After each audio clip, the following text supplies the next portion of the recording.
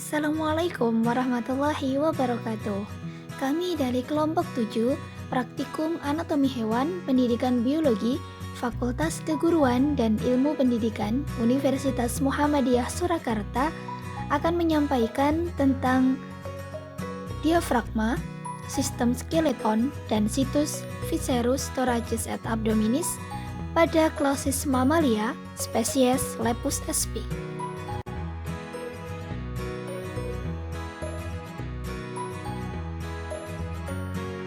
Anggotakan terdiri dari 4 mahasiswa, yaitu Triwidianti NIM 25, Harindia Eka Saputri NIM 26, Desi Novitasari NIM 27, dan Oktavia Ayuningrum NIM 28. Diafragma pada organ mamalia berfungsi untuk membantu pada proses pernafasan.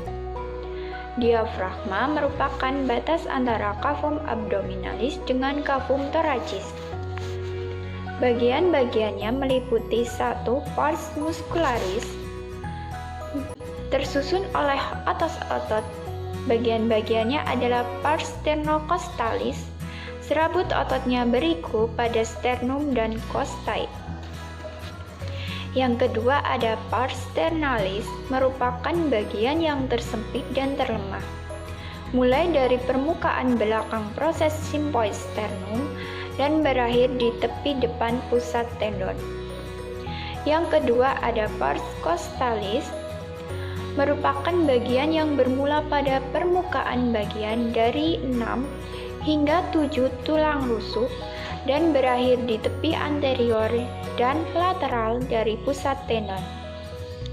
Selanjutnya ada pars lumbalis, yaitu merupakan serabut otot yang beriku pada kolumna vertebralis pada daerah lumbal.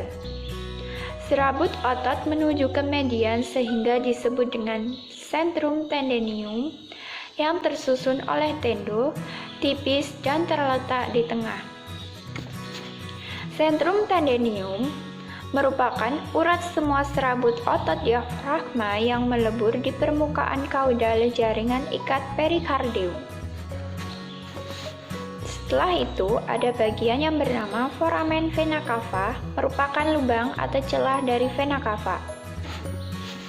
Terdapat hiatus esophagus yang merupakan lubang lorong pada otot krustanan setinggi vertebra. Sedangkan hiatus aorticus terletak di dorsal diafragma sehingga darah melalui aorta tidak terpengaruh oleh gerak diafragma. Kemudian terdapat musculus pons, merupakan muskulus dalam abdomen.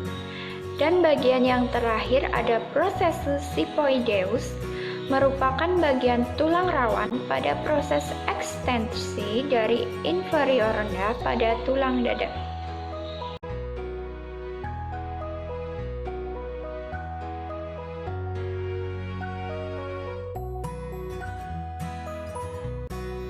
Sistem skeleton atau sternum et costae. Pada bagian linea mediana akan nampak sternum yang tersusun beberapa ruas. Ruas-ruas ini disebut dengan sternebrae. Bagian-bagian ini terdiri dari A. Bagian kranial, terdiri atas satu sternebrae yang disebut manubrium sternae. Yang B. Bagian medial, terdiri dari 3 sternebrae. Yang C ada bagian kaudal, terdiri dari satu sternebrae yang disebut xiphoideum atau processus xiphoideus. Costae berjumlah 13 pasang yang terdiri atas 1.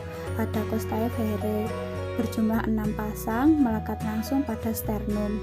Yang kedua ada costae spuriae terdiri dari 3 pasang melekat pada costae di atasnya. Yang ketiga ada costae fluctuantes terdiri dari 4 pasang melayang atau tidak melekat pada costae di atasnya. Costae atau tulang iga jumlahnya 13 pasang. Sebanyak 6 pasang disebut costae verae, melekat langsung dengan sternum. 3 pasang yang lain melekat pada costae disebut costae spuriae atau terletak sebelah kranial dari costae verae. sedangkan 4 pasang lainnya terletak di sebelah ventral, sama sekali tidak melekat pada costae. Yang ada di atasnya disebut costae fluctuantes. Bila diperhatikan, sebuah costae akan dapat ditemukan pada bagian-bagian berikut ini, seperti cartilago costalis yang menempel pada sisi lateral sternum tersusun dari cartilago, dan os costae yang merupakan kelanjutan dari cartilago costalis melengkung ke dorsal sampai kolumna vertebralis.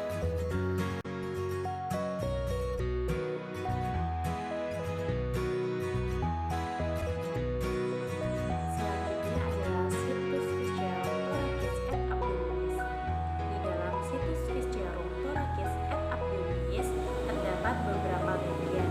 Yang pertama adalah esophagus, yaitu lanjutan dari laring.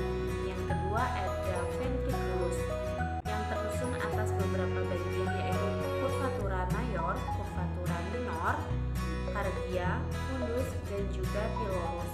Yang ketiga ada intestinum tenum, terbagi atas duodenum, jejunum, dan infimum.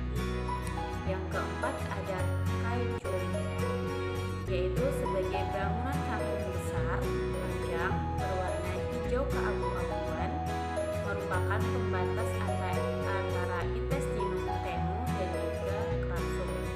Yang kelima ada vesica velea, sebagai penyimpanan virus atau empedu. Yang keenam ada hepar, sebagai kelenjar pencernaan, terletak di sebelah kaudal diafragma, berwarna merah kecoklatan. Yang ketujuh ada pankreas, terletak pada mesenterium di antara pars ascendens dan descendens duodeni, berwarna pucat. Yang kedelapan ada glandula suprarenalis atau kelenjar adrenalis, terletak di atas ren, berwarna kuning. Yang kesembilan ada ren, berjumlah sepasang, tipe metanepros, berwarna coklat kemerahan. Yang ke-10 ada ureter, sebagai saluran pembawa urin dari ren. Yang ke-11 ada ovarium, untuk yang betina, terletak di sebelah kaudal ren, berjumlah sepasang. Yang ke-12 ada testis, untuk yang jantan, jumlahnya sepasang, terletak di dalam skrotum. Yang ke-13 ada ovidum, lanjutan sebagai uterus pada lepus sp, bertipe bicornis. Yang ke-14 ada lien, berwarna merah tua, termasuk dalam sistem retikuloepitelial. Yang ke-15 ada vesica urinaria, sebagai muara kedua ureter untuk mengumpulkan urin. Yang ke-16 ada serus maskulina, disebut juga utriculus prostaticus atau vagina maskulina, berjumlah sepasang, sisa dari ductus muleri, berfungsi belum jelas.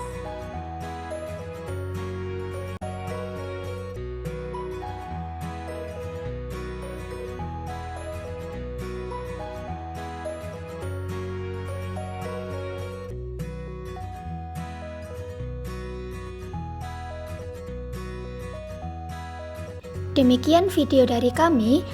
Semoga bermanfaat dan terima kasih. Wassalamualaikum warahmatullahi wabarakatuh. Sampai jumpa di video selanjutnya.